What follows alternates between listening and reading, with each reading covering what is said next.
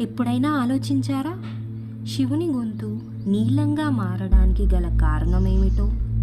మహాదేవుడు స్వయంగా ప్రళయాన్ని తెచ్చే విషాన్ని తాగి ప్రపంచాన్ని రక్షించినట్లు మీకు తెలుసా? ఇదే నీలకంఠుడైన శివుని అద్భుతమైన కథ. ప్రాచీన కాలంలో దేవతలు మరియు రాక్షసులు అమృతాన్ని పొందాలని సంకల్పించారు. పాల సముద్రాన్ని మదించేందుకు వారు మందర పర్వతాన్ని మదనదండంగా, వాసుకిని తాడుగా ఉపయోగించారు.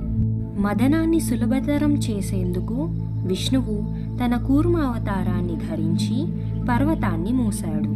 అయితే అమృతం వెలువడక ముందే మొదటగా హాలాహలం అనే మహావిషం బయటకు వచ్చింది. ఈ విషం ఎంతటి భయంకరమైనది అంటే ఇది స్వర్గం, భూమి, పాతాళాలను కాల్చివేయగలదు. సకల లోకాలు నాశనమయ్యే ప్రమాదంలో పడ్డాయి. దేవతలు భయంతో పరితపించారు. మొదట బ్రహ్మను వేడుకున్నారు, కానీ ఆయన సహాయం చేయలేకపోయాడు. ఆ తరువాత విష్ణువుని ఆశ్రయించారు, కానీ ఆయన అన్నాడు, ఇది కేవలం ఒకరే చేయగలరు, అది ఆ పరమశివుడు. శివుడు వారి వినతిని స్వీకరించాడు. సకల లోకాల రక్షణ కోసం ఆయన హాలాహలాన్ని స్వయంగా తన హస్తాల్లో తీసుకొని తాగాడు. అయితే మహాదేవుడు విషాన్ని మింగకుండా గొంతులోనే నిలుపుకున్నాడు. ఆ విష ప్రభావంతో ఆయన గొంతు నీలంగా మారింది.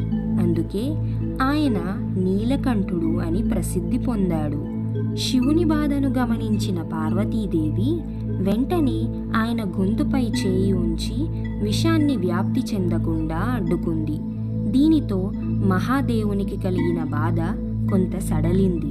దేవతలు, ఋషులు శివునిపై గంగాజలాన్ని అభిషేకం చేసి బిల్వదళాలను సమర్పించి ఆయనను ప్రశాంతంగా ఉండేలా ప్రార్థనలు చేశారు.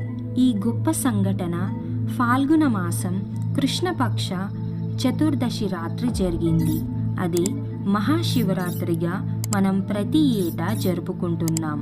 మహాశివరాత్రి కేవలం ఒక పండుగ కాదు, ఇది త్యాగం, భక్తి, పరిరక్షణ అనే శివుని మహిమను గౌరవించే పవిత్రమైన రోజు. ఈ మహాశివరాత్రికి మనం మహాదేవుని గొప్పతనాన్ని తలుచుకొని ఆయన కృపకు పాత్రులు కావాలని ప్రార్థిద్దాం.